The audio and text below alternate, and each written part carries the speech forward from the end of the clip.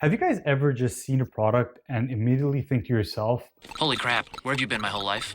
let me introduce you to the 8BitDo Retro Mechanical Keyboard. Nice.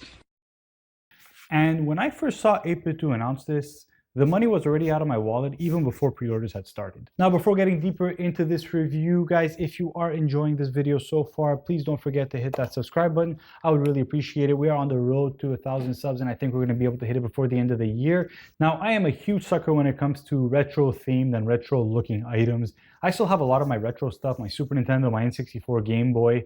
I even have the the Coleco Gemini, which competed with the Atari. I had done a video on this already. I'm someone in my mid-30s and I'm pretty much stuck in the past when it comes to the glory days of gaming and the nostalgia that comes with it. So when I first saw they launched this, I was in love. Okay, so let's first talk about what you get with this keyboard. So when you first open up the box, you have the keyboard inside, you have a USB-C cable, you have the instruction booklet, you have the USB dongle to connect it wirelessly, you have stickers for the super buttons, and you have the two super buttons, which are connected by a 3.5mm jack to the back of the keyboard. Now, obviously, when you look at this keyboard, the design of it, it really gives you that blast from the past. And it has the whole Nintendo Entertainment System theme and colors on it, which is really why I fell in love with it.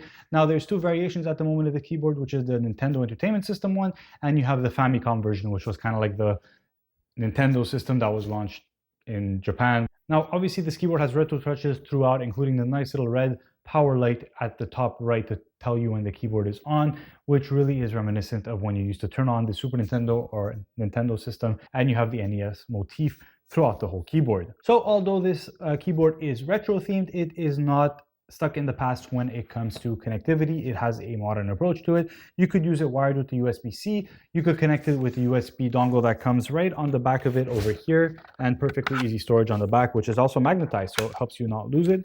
Or you could connect it with Bluetooth to any tablet, phone, or laptop, whatever you want. It is Bluetooth enabled, and all that is controlled by the switch here on the top left. So you go for Bluetooth, power on, off would be wired mode, and 2.4 gigahertz would be through the USB dongle. To the right of the connection knob, you have a second knob, which is there to control the volume of your system, which is actually much more convenient than I thought. Now, the keycaps that it comes with follows the same motif. It has the NES retro motif, and they are PBT keycaps, and they are die subbed, but they feel really good, almost like not as good as double shot, but they feel really nice to use. I have no complaints about them. Now, for the time I've been using them, I haven't seen any issues with like oil stains from my fingers or any coloring or anything like that, so they feel really good. And the switches are Kalebox White version 2 switches, and it will make you feel like you're back in the early 90s typing on your grandfather's typewriter.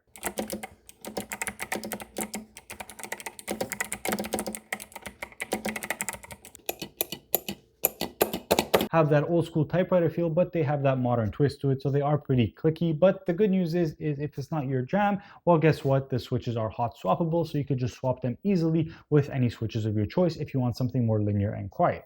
Now, aside from the retro look of this keyboard, what makes this keyboard stand out a bit more and what makes it really unique is the fact that in the box you get these two giant super buttons that they're called. So you have like the EA, like the old school, like a Nintendo controller, right? And what this does, you could connect this to the back of your keyboard directly wired, and you could reprogram these. They are mappable to do whatever you want. And now on the back of the keyboard, you have 4 different connectors for it. So theoretically, you could just plug in 4 different sets of super buttons. So you could have up to 8 buttons. But what I would like to see is maybe 8BitDo coming out with different accessories. That could be pretty cool for this keyboard.